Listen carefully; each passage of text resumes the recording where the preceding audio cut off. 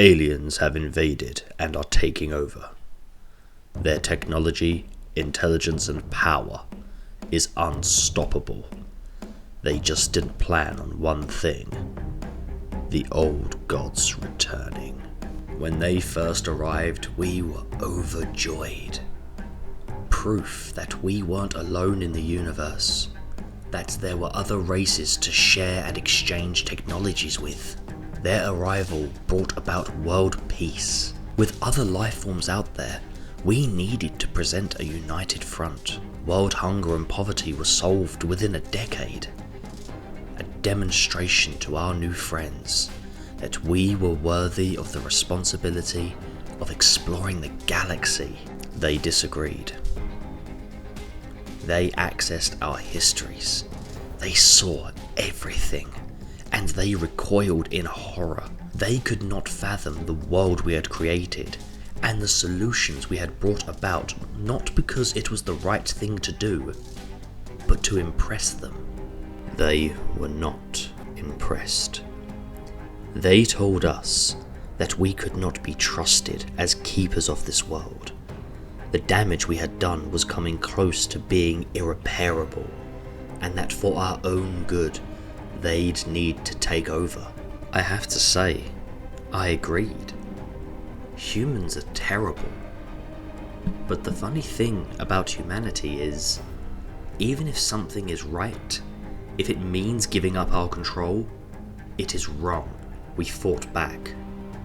At first we fought back democratically. This race that had descended from the stars was peaceful, never seeming to favour violence. We didn't think they'd start killing indiscriminately. We didn't think they'd take inspiration from our own history books. As with so many other things, we were wrong. An extreme group of humans succeeded in ambushing and killing several of their high-ranking Xenos. Human lives were lost in the process, but the extremists saw that as a necessary sacrifice, a means to an end. The Xenos had been shown that we wouldn't tolerate their kind here, that they should leave and let us get on with things how we always have. Within days, war had been declared, and we learned why we should have tried harder. Had they decided to simply fight the moment they touched down, to systematically advance and wipe out every human life they came across, we wouldn't have stood a chance. Their weapons, armour, tactics, the sheer firepower, and the size of their armies were beyond comprehension. Out of rage and grief, they marched over us and began the slow process of wiping us out. Bullets couldn't pierce their armour and shields. Rockets fell to the ground lifeless. Still, we fought back. Humans never have figured out how to give up when all hope is lost. There was no formal resistance or rebellion. We simply gathered, fought, and survived where we could. When something new happened, it took weeks, months to reach every last survivor. And then, something unbelievable happened. Stories started filtering through to the pockets of us in hiding. Strange stories. A freak electrical storm in Greece that appeared from a clear blue sky and wiped out 1,000 of them in less than 15 minutes. Xenos impaled on branches of rare trees, some kind of grisly warning that we chalked up to particularly violent survivors in the area. Freak weather patterns that worked in our favour, violent survivors, terrain they couldn't navigate.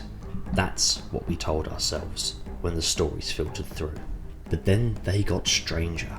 There were stories of Xenos being swallowed by the ground itself, a pack of wolves, larger than anything ever before seen, from a crack in a mountain range, to storm through an encampment and kill every last Xenos. Then, they'd vanish. One day, a massive seafaring vessel chasing a fishing trawler was pulled underwater. No reefs or icebergs in the area. and the sea mines had long been disarmed and deactivated. I spoke to a man who had been in the sloop running from the Xenos ship, and he swore blind the Kraken had got it. The tentacles alone, bigger than the tiny boat he'd been huddled on. He shuddered and drank too much. I put it down to hallucinations. There was no such thing as monsters. Then we heard about warriors. We heard about chariots of all things, chasing down whole platoons of Xenos in Egypt. Chariots so bright it felt like staring into the sun. A huge hound with 3 heads was spotted in Greece. A man in shadows and a woman of light removing the leash as Xenos advanced on them. A woman showed up in Iceland, standing head and shoulders above the tallest man there, with an army of her own. They didn't seem to fall in battle, and pushed the Xenos back, fighting with sword and shield and spear, a fury that our alien invaders couldn't match. There were sightings in Ireland of pure white horses. Horses that, once ridden, wouldn't let you off, that dragged people into bogs and rivers. Tales came out of Brazil of monstrously large snakes, sometimes with the faces of women, dragging aliens into the gloom of the rivers and rainforests. But there are no such thing as monsters. I finally believed when I saw 3 women facing down the largest army of Xenos I'd ever come across. At least 12,000 by my counting. I'd been running from a scouting party, and when I stumbled out of the tree line onto a road, I realised they chased me right into the path of the oncoming horde. The moment you face death is a strange one. Everything felt calm, except the thundering of my pulse in my ears, and the crows that seemed to come out of nowhere to blot out the sun. Then 3 women strolled into the road in front of me, placing themselves between me and the advancing army. A young woman barely out of girlhood, someone who could have easily been my mother, and a woman so old she was almost bent double. It was the oldest who strode towards the mass of Xenos, without any fear, leading the other 2 towards their deaths, and the din of the crows got louder. The youngest one glanced my way and smiled playfully, and something from my grandmother's tales made me flatten myself to the ground, hands clamped firmly over my ears. The scream started low in the back of the old woman's throat, travelling through the ground and making every bone in my body shudder with vibration. Realization began to dawn on me as maiden and mother joined in with their crow, and the scream climbed to a crescendo that could have shattered glass. Even with my hands tight over my ears, it pierced me to my core, a screaming agony that made me want to curl up in on myself and die. I survived because it wasn't meant for me. The Xenos, however, felt the full force of the rage these women contained. An entire planet's worth of grieving poured out of them in their shriek. The mother stood tall and resolute, screaming her grief at these invaders. A mother mourning all of her children. The crone's low snarl was that of war, weary of the fighting, but always ready to defend what's hers. She growled her challenge, and the Xenos couldn't stand against it. The maiden was hope, the only act of defiance in the world on the edge of ruin.